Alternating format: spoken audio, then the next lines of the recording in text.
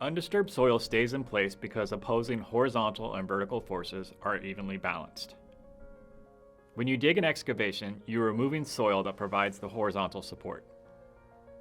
The soil will eventually move downward into the excavation.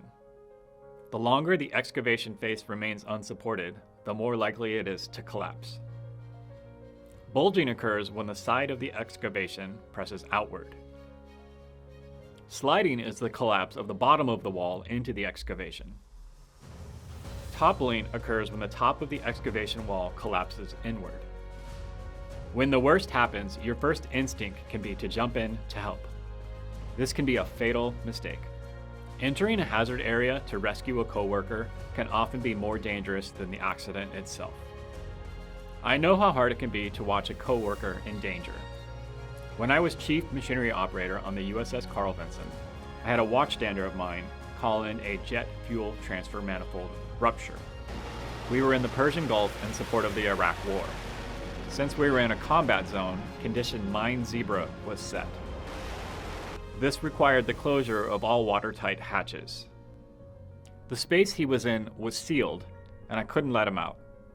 I could see him right through the portal, standing in a fine mist of jet fuel.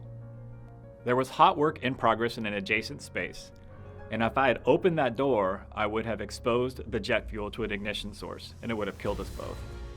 The space also had a shaft for the main engine running through it, and we would have lost that shaft, and the returning air wing would not have been able to land.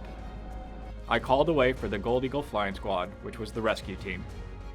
I secured the hot work and the transfer pumps while the rescue team emergency ventilated the space and got the sailor out. Sometimes acting quickly can be the worst thing you can do in an emergency. It is important to have a rescue plan and to follow it. Look at these guys.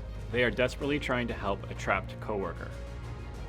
But in order to rescue the coworker, they have entered an unstable trench with no protective systems. This may cause another cave-in, bury the worker deeper, and get the rescuers trapped in the process. In the event of an accident, only specially trained rescue workers may enter the hazard area. If an accident occurs, notify your supervisor and contact emergency services. Initiate your company's emergency response plan. Secure the area. Do not allow unauthorized personnel near the scene of the accident. If there is a sign of atmospheric contamination or hazardous material spill, evacuate the area. Move any tools or equipment away from the accident scene so that the emergency response may access it. Shut down any nearby equipment or anything that may cause vibrations in the soil. Take a tally of the employees to see if anyone is missing. A competent person should inform and coordinate with the rescue team when they arrive.